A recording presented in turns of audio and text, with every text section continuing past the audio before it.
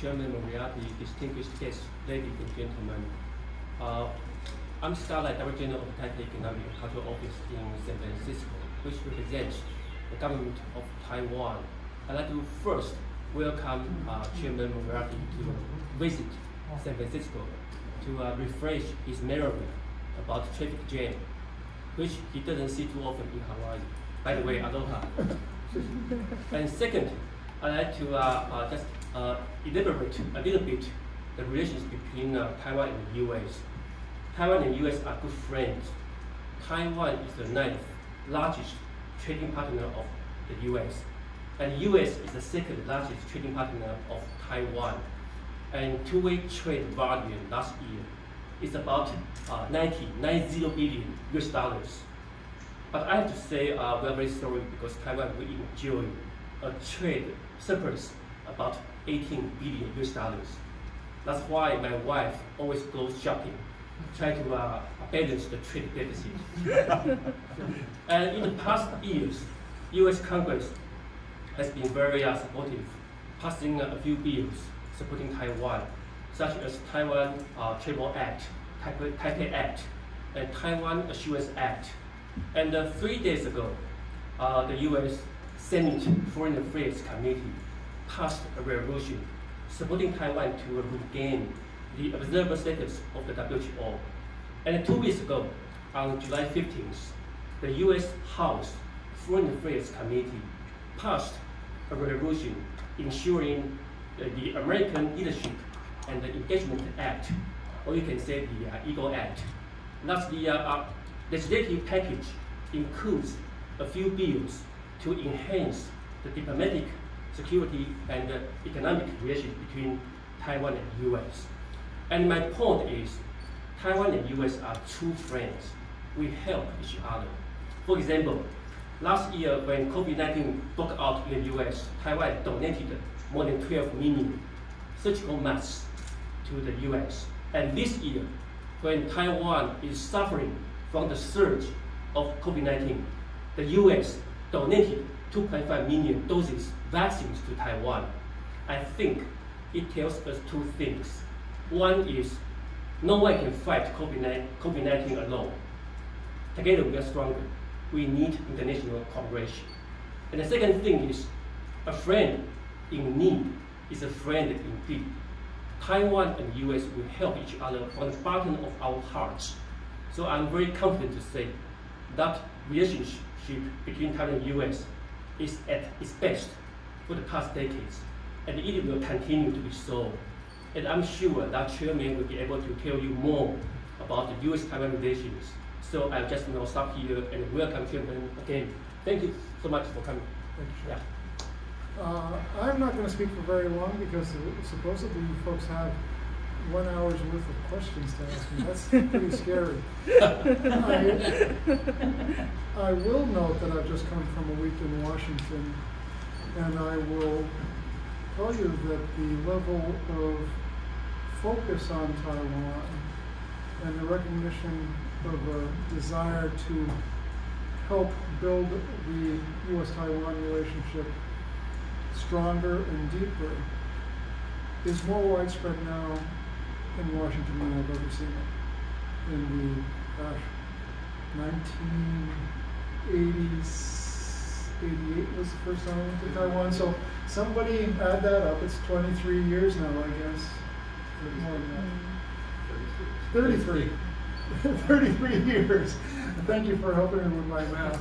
In those 33 years, I've never seen this degree of interest, but more importantly, the degree of interest in strengthening the relationship with Taiwan that I just saw in this past week in Washington. I will quickly add, of course, that I don't think that I know that this interest was not solely driven by the fact that Taiwan now has the gold medal in doubles badminton, men's double badminton. But I want to, through you folks, pass my congratulations to everybody in Taiwan, and particularly to the men's team and to the excellent team you're fielding in Tokyo. So Taiwan has my congratulations on that. And with that, I will turn it over and whoever is the maitre d' can ask for questions, and I will try to answer them to the best of my ability. Okay, can I go first? Yeah. So Biden administration, according to a lot of media, his policy has shifted from, according to the media, strategic ambivalence or ambiguity to strategic clarity. Do you agree with this kind of point of view? And my second question is, 2 weeks ago in the Diplomat, there was an article talking about the U.S.-Taiwan relationship, and the view was that the next 3.5 years is going to be challenging because U.S. and Taiwan wants a little bit different things. For example, Taiwan will want TIFA, but U.S. will want securing supply chain and reshoring jobs. What did you say Taiwan wants? Taiwan will want TIFA. TIFA. Yeah, TIFA. But U.S. will want, to focus on the economy and the supply chain and reshoring jobs. So it will be a little bit challenging because both want different things. So what's your view on that? Thank you. Now, since I did not bring a pen with me, the first question was easy. What was it again? Strategic ambiguity to strategic clarity. Strategic ambiguity versus strategic clarity. To be honest, I think since 1979, we've had a good bit of agreement on what U.S. policy is, and it's based on the 3 communiques and the Taiwan Relations Act. More recently, in 2020, we began to emphasize also the 6 assurances that were given by President Reagan to Taiwan at the time of the 3rd communique. Okay, that's a long way of saying policy's been pretty consistent. There is a lot of debate on a policy that never existed. This question of strategic ambiguity versus strategic clarity is something that I think people who don't directly deal with policy focus on more than those who deal with policy, because we think that the Taiwan Relations Act, which of course gives me a job and is therefore very important, but more importantly, lays out the framework for the U.S.-Taiwan relationship, including the fact that any attempt to change Taiwan's status through coercion or through outright force would be a threat to U.S. interests in Asia. We keep on repeating that at various times throughout the years ever since, and it's still the case. Whether you need more beyond that, I don't know. Whether you need less beyond that, basically I think we have a policy that has been working well since 1979, and it is, from my opinion, at least, fairly clear on how we view the situation in the Western Pacific and the importance of Taiwan's role in that situation. And the second question. Second question is, according to this article from the Diplomat, 3.5 tough years. Yeah, 3.5 tough years, and because Taiwan will want more like formal diplomatic ties with the U.S. and the TIFA, but U.S. will want to secure supply chain and reshoring jobs. In a relationship as broad and deep as that of Taiwan and the U.S., you're never going to have total agreement on everything. What I always stress, though, is the overwhelming agreement on values and interests. Most of you folks are probably young enough so that I would lump them under the many people under 40 in Taiwan who, to me, seem to have what I call a democracy chip in their DNA. I think the Taiwanese expect they will get to pick their own leaders, and that nobody's ever going to stop them from speaking out in public when they see something wrong or when they think something needs to be corrected. That's about as fundamental as it gets.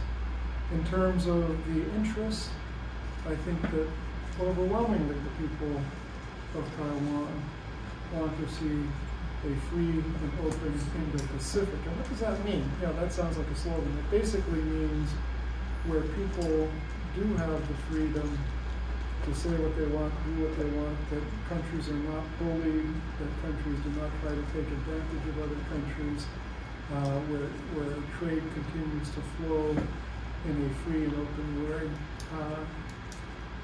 Those core values are pretty similar. Okay, so now if we had total agreement on everything related to trade, to everything else, that would be nice. But that's what diplomats do over time, is they try to find the agreement. And we are working hard. The TIFA talks went well, and we look forward to building on them. They laid out these very complicated series of working groups. Meanwhile, we had the Economic Partnership Policy Dialogue started by Undersecretary Kroc. That too is going to lead to big progress, I'm pretty sure, in terms of questions like supply chain resiliency. Are we going to be in total agreement on everything? I can guarantee you we won't, and we probably never will be. I think we're in an incredibly strong position, and we are making progress on everything that really separates us. I do believe so. So stay tuned, and I think we're heading in the right direction. Yes, okay. Hi, Ambassador. Welcome back to Bay Area. It's nice to see you again. I'm Lynn from KTSF TV Channel 26. Since earlier you mentioned about that the people in Taiwan under 40 has the Democrat chip in their DNA. And interestingly, the first question I want to ask is, earlier this month, there is a survey done by Zhenji University Election Research Center that there are over than 25% of people in Taiwan support pro-independence. So I wonder, because it's the highest number since they did a survey since 1994. Mm-hmm. So I wonder, with the population of people pro-independent in Taiwan grow, and how do you see this number, and how it will affect in terms of the status quo in Taiwan in the future? And I also have a second question, is since you served in both Trump administration and Biden administration, can you share your observation about that? What's the difference? Is there any major changes in terms of the approach to Taiwan and U.S. relationship? Thank you. Yeah, in terms of the support for Taiwan independence, I mean, that's for the people of Taiwan, obviously. I do continue to read polls that basically say that seem to indicate that the vast majority of people on Taiwan want to see the status quo continue. Very few seem to support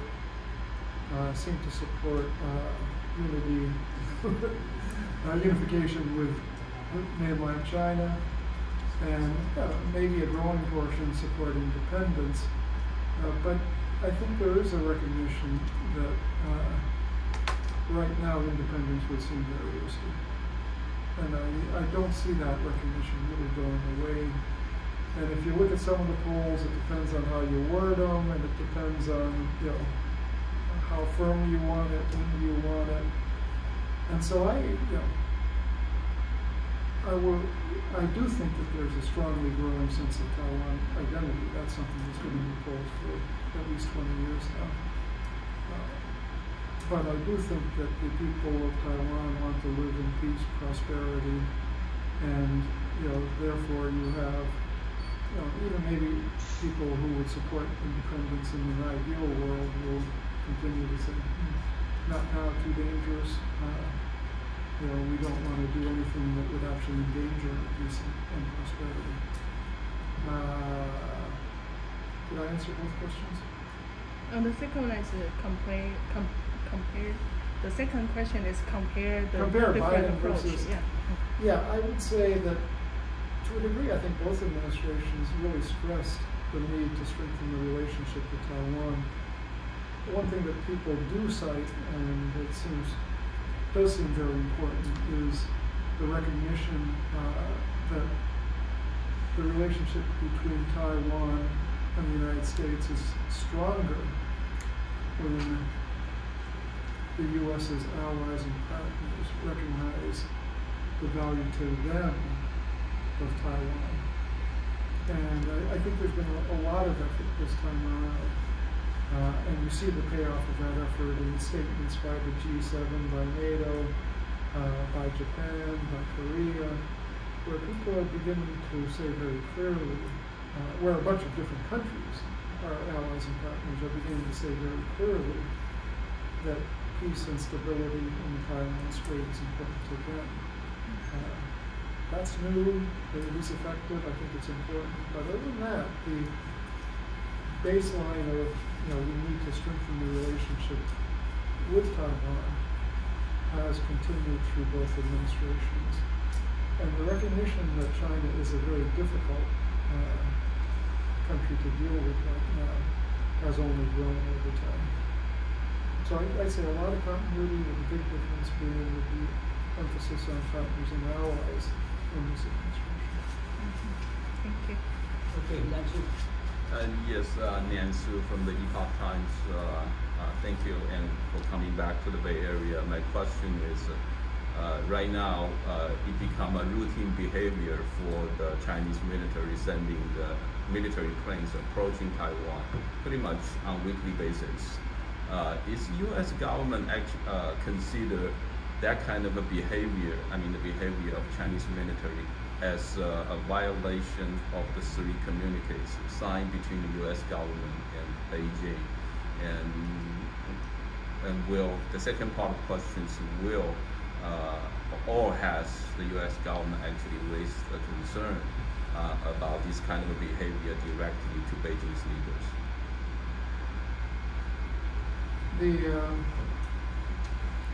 Not going to get into a discussion of whether we consider the military flights around Taiwan as a violation of the 3 communiques. I will say, however, and I think my response will give you the answer, is we repeatedly say and we genuinely believe that such actions are destabilizing, and they are a threat to the peace and stability in the area. And have we raised those concerns with China frequently? We do it publicly, we do it privately. We do not think that Chinese attempts to fly planes dangerously close to Taiwan and do mock bombing runs against Taiwan, that's obviously something that threatens the peace in the Strait and destabilizes and doesn't help peace and stability across the Strait. Excuse me, I didn't get that part of the answer. Did you say destabilize or destabilize the 3 communiques? Is that a word? No, I said it's a destabilizing action in the sense that it threatens or basically undermines peace and stability in the Taiwan Strait. It is a danger. There could be accidents, and therefore we do call on the Chinese to stop them. You didn't answer my question directly. Do you think that kind of behavior is actually in violation of the 3 communiques? And as I said at the beginning of my answer, I'm not going to answer that specifically, and I don't think we actually have a specific policy on it. We haven't viewed it in those terms. We've looked at it, and I think the best answer is to look at the 6 assurances.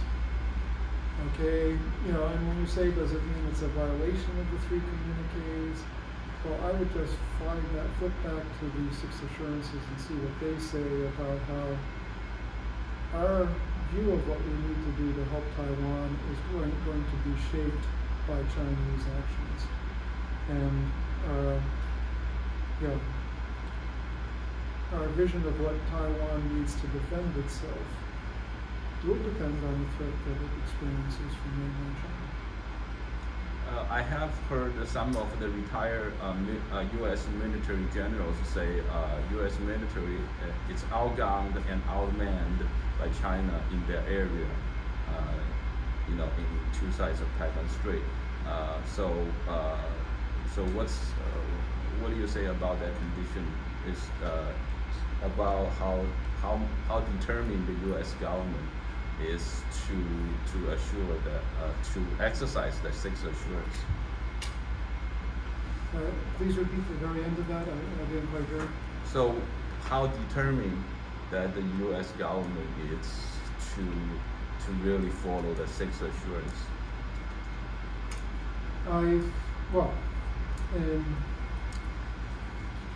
Is the U.S. military outgunned and outmanned? Outgunned and outmanned by Chinese military. By Chinese military in the Western Pacific. Interesting question. I hope we'll never have to find out. You know, I do think that if you look at what Secretary Austin has said and the U.S. government has been saying, that basically we do recognize that we have to build up our capabilities in the Indo-Pacific, and we're working hard at that, and we'll see more of that. Does that mean that we think we're outgunned and outmanned? Well, let's put it this way. You know, you always tend to see your enemy as 10 feet tall, and you should. And that's part of the way how you keep peace, is each side recognizing that the other side could inflict serious damage, and it's not worth going into a conflict. And the second part is how determined are we to assist Taiwan? I'll go back to my opening comments. I mean, the recognition that we need to strengthen and broaden the relationship is very, very widespread in the U.S. government. I did not meet with the U.S. Congress, but as we were saying earlier, it's pretty clear that the U.S. Congress also thinks that we need to deepen and strengthen the relationship. Okay, I think you can make any further questions? Yeah, following her question, from your vantage point, what's your take about the Trump administration and the Biden administration towards China, the policy towards China?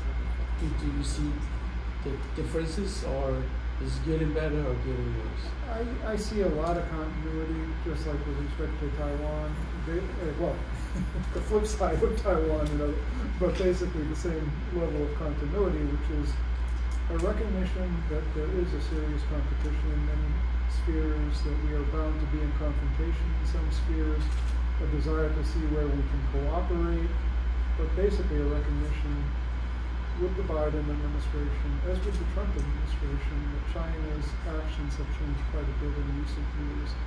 And we and the other democracies of the world need to respond. And I would, again, point out that I do think that this administration is stressing more the need to work with allies and partners to make sure that China doesn't threaten our collective interests. So that's a lot of continuity, more stress on the allies and partners, but a recognition that, you know, we've got to be very careful as we move forward with China. They are taking many actions that threaten not only U.S. interests, but the interests of all countries that want to abide by the rule of law, particularly the democracies, but there are many other countries that want to abide by the rule of law that are also threatened by Chinese actions. Thank you. Yeah, I have a follow-up question regarding this topic. Follow-up to his follow-up to you. Yeah, because we're concerned about this issue a lot. Yeah, so I think if memory serves me right, that 3 years ago when you comment on the U.S. and China relationship, and you used the competitor as how the U.S. see China.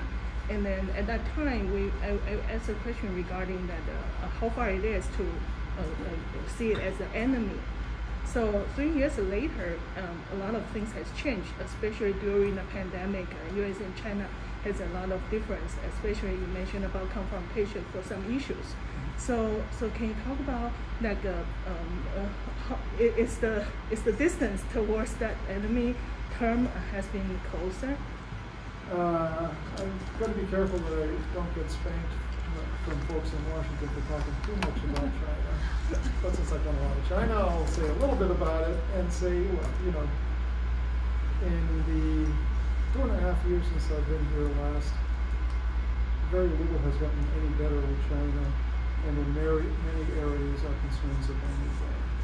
And I mean, that's not a revelation to anybody. And I do think that one thing that is distressing to those of us who would like to see a more cooperative relationship is the fact that right now, at least, China seems not inclined to pull back in any issue where there is friction.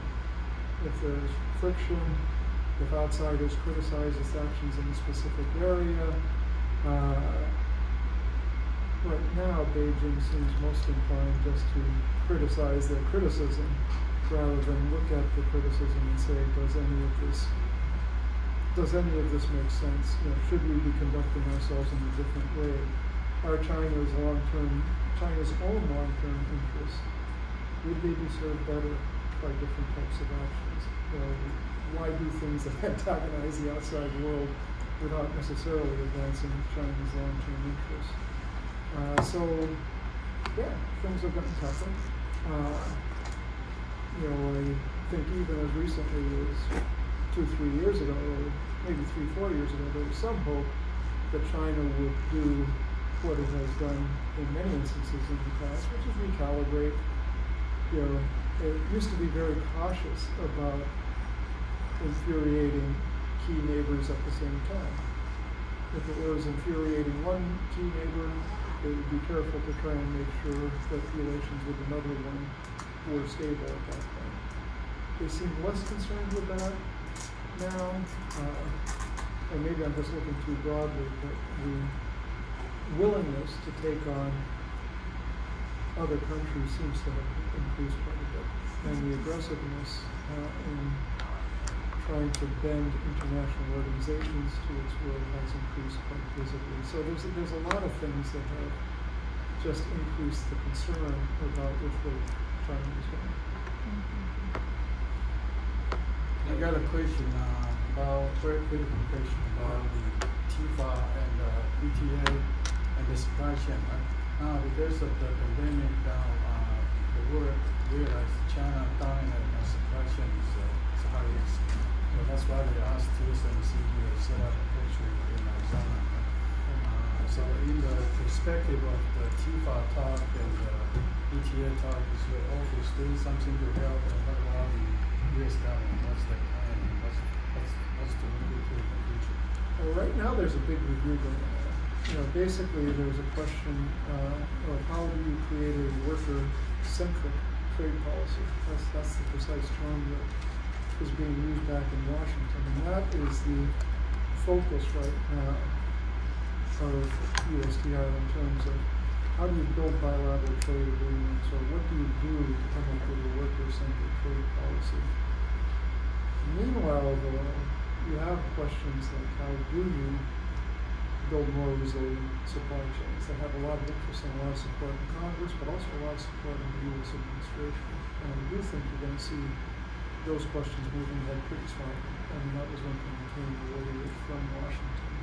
There's an interest in tackling these issues, even absent a progress towards a BTA, because frankly, there's no progress towards any BTA right now. Bilateral trade agreement. That's people have shelved.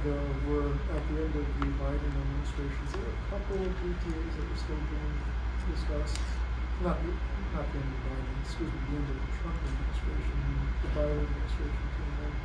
There were a couple of BTAs that were still in the process of, or at least partly in the process of being negotiated.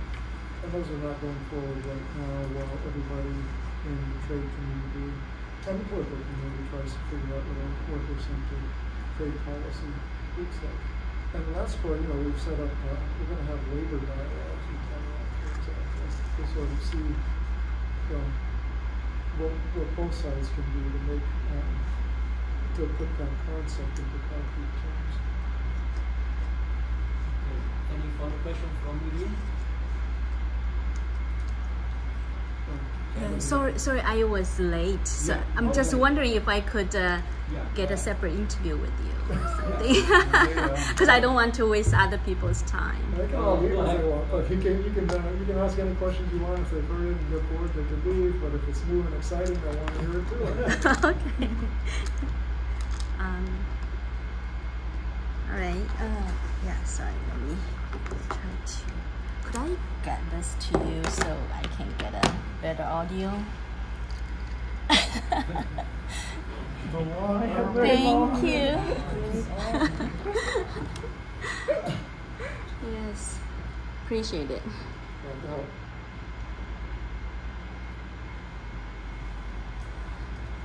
Yes. No.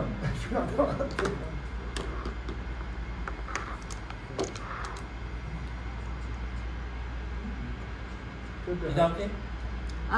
Yeah. Sure. Yeah. It shows the deepening and strengthening of cooperation between the U.S. and Taiwan. Very good. I've never done that before. Actually, it works very well. So. Yeah. So, and actually, my question, first question is really about 陆委会 just had a report on what's going on in Hong Kong, and Hong Kong actually had the first case, judged the first case after this so-called national security law. And so, what do you think this means to Taiwan? Well, I'll let Taiwan draw its own lessons, but I think in the U.S. we've been very clear that we see a real, and we will continue to look at those who cause a real decrease in freedom in Taiwan. You know, we've sanctioned people so far, we'll probably do other actions, but we are very disturbed that China is now keeping its commitments, and we are very disturbed at what's happening to the people of Taiwan. And we do worry about the future status of Hong Kong.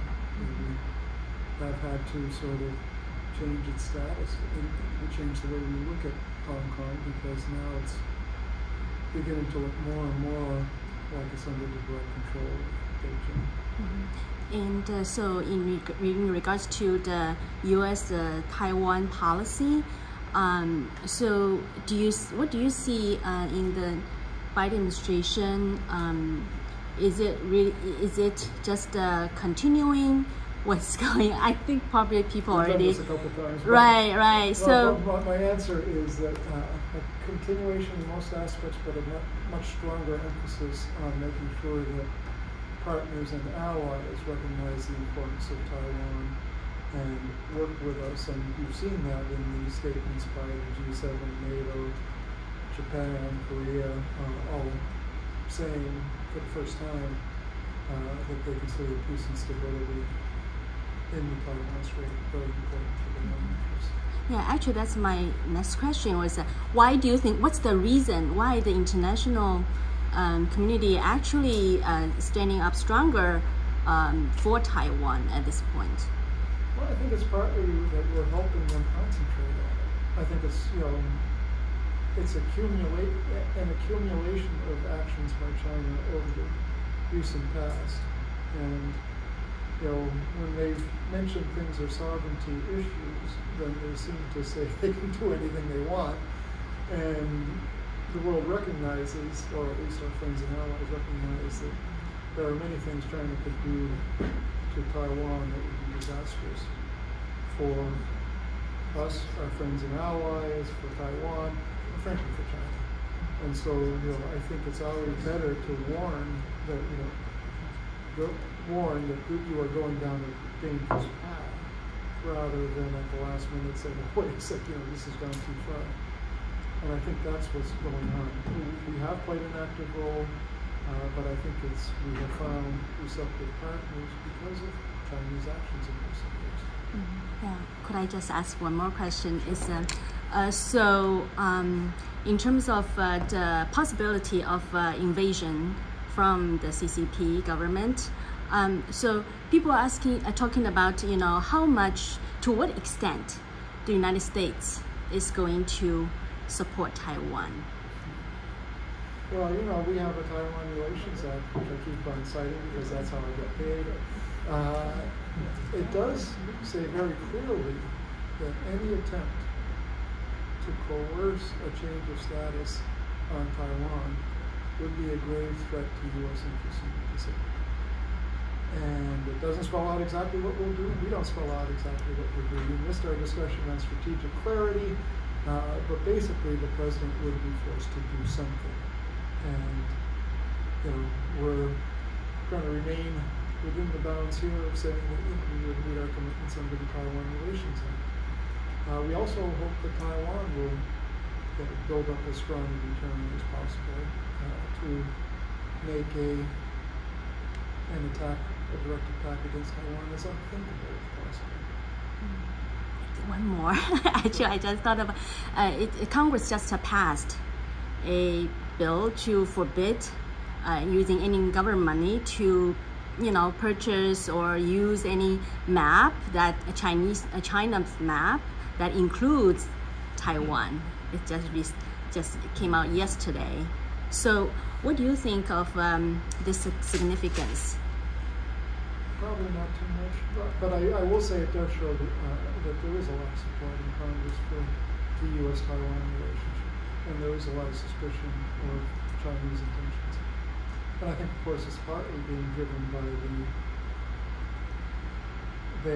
the sheer ferocity with which China pushes on issues like this, trying to get maps changed on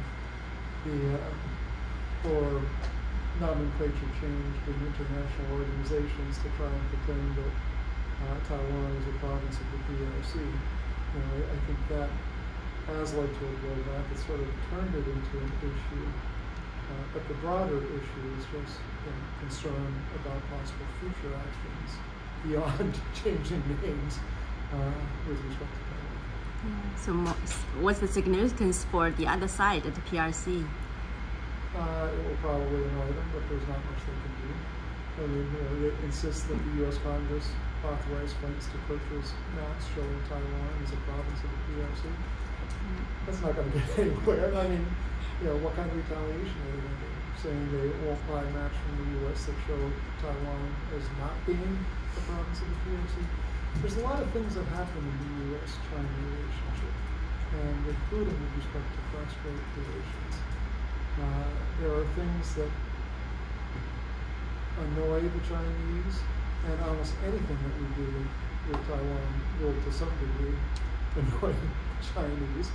Anything that the U.S. does with Taiwan will annoy them to some degree. They'll complain about just about everything. They will complain seriously about some things.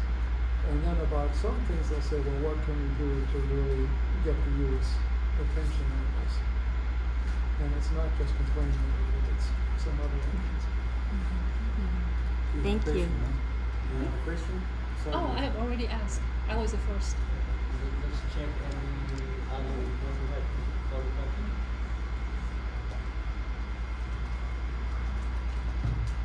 So, no further question, then Look forward to your speech. Okay. I have one more question. I met you in President Chai's chamber banquet, right? And now we have 3 women, very important women, dominate the U.S.-Taiwan relationship. That's President Chai. Speaking short was swearing last year, right? AIT director, Taipei director is a woman. This doesn't happen in Asia, men-dominant environment. So what's your comment on that? I personally enjoy that about that. Actually, I can respond to this one pretty freely because I think they're all very, very impressive women, and I think they'll all be capable of working very well together. They're just, I know all 3 of them, and I think they're all very adept at understanding what the overall context is. This cross-strait relationship with the U.S. thrown in is very complicated. I think all 3 of them understand that very, very clearly, and that's important right now. And I'm glad to see them in charge because I've got confidence in them. I like all 3 of them, and I think their experience is deep and their wisdom is great. And I'm not interfering in Taiwan politics at all. Please, no, seriously, this is just a comment on the leadership ability the individual. If we still have a couple minutes, maybe can you just tell us what's your main points for today's speech? I've got a half-hour speech. You're going to listen to it in 3 Stay tuned. Stay tuned. Like a specific messages to Bay Area, the Taiwanese community. It's going to be about the growth of the relationship. How fast things have grown. It's also going to touch on the challenges. The challenges that the neighbor across the street present to both of us. But I think the real part is going to be that I expect to see this relationship continue to strengthen and grow in the coming years. I'm going to preview a line which is, even just when I was here with President Tsai, which I guess was 2018, I would not have predicted how much the U.S.-Taiwan relationship would grow. But now I'm going to sit here and tell you that I'm confident it's going to grow even more than it has over these past 3 years. Actually, that's a distortion. I think I used 5 years in my speech. But anyhow, that's the point is we share values, we share interests. It's kind of like when I see Japan and Taiwan, and basically people like each other. They understand each other to a large degree. And I think that's what I see between the U.S. and Taiwan. And then also talking about people-to-people relations, which I spent a lot of time talking about in Washington, because we want to see more students exchanging. We want to see Fulbrights. We want to see that deep base strengthened even further, and it's going to happen. Thank you.